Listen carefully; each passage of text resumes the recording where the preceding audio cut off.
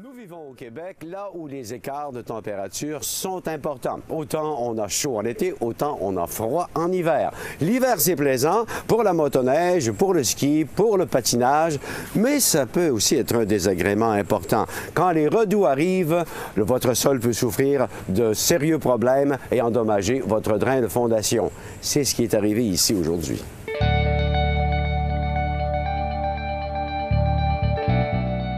Qu'est-ce qui arrive en hiver, c'est qu'on a beaucoup de changements de température. On passe de plus 10, on s'en va à moins 30, des redoux. Le matin, il fait chaud, là, ça monte à peu près à 5-6 degrés, de la pluie.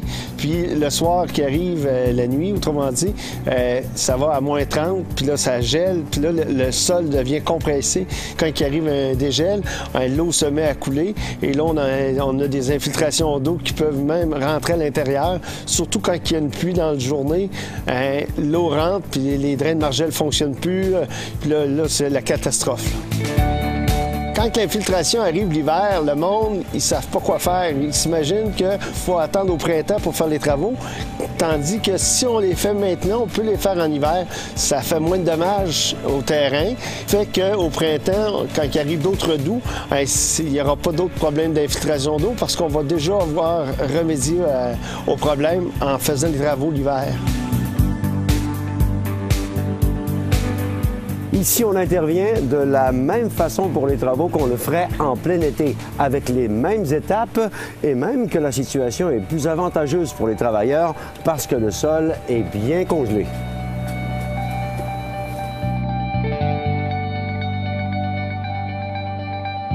Le client nous a appelés en nous disant comme quoi qu'il y avait de l'eau, il y a eu un redoux, une pluie, et l'eau s'est mise à rentrer dans le sol. Puis là, c'était la catastrophe, il a fallu qu'ils montent les boîtes. Et on est venu voir, on a passé la caméra, tout, et on a décelé comme quoi que le problème était au niveau du drain de fondation qui était bouché, il n'y a plus rien à faire.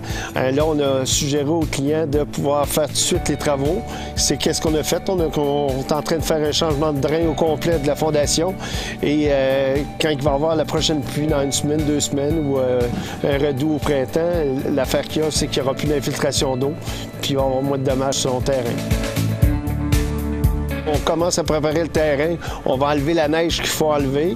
On garde à peu près un 6 pouces tout le tour de la maison. Après ça, on commence à s'installer avec les rouleaux de chantier, tout ça, les machineries, tout on apporte. Après ça, on se met à creuser.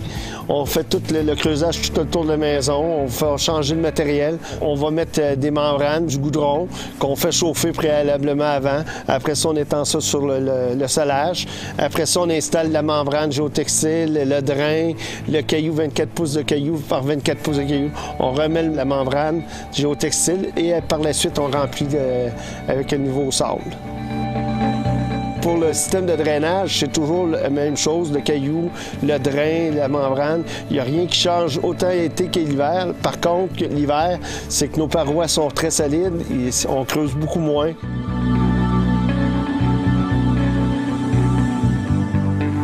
Le fait qu'on intervienne en hiver pour la réparation d'un drain de fondation fait en sorte qu'on corrige le problème rapidement et qu'une fois le printemps venu, on sera très heureux de constater que les dégâts ont été amoindris. Ça veut dire une économie supplémentaire.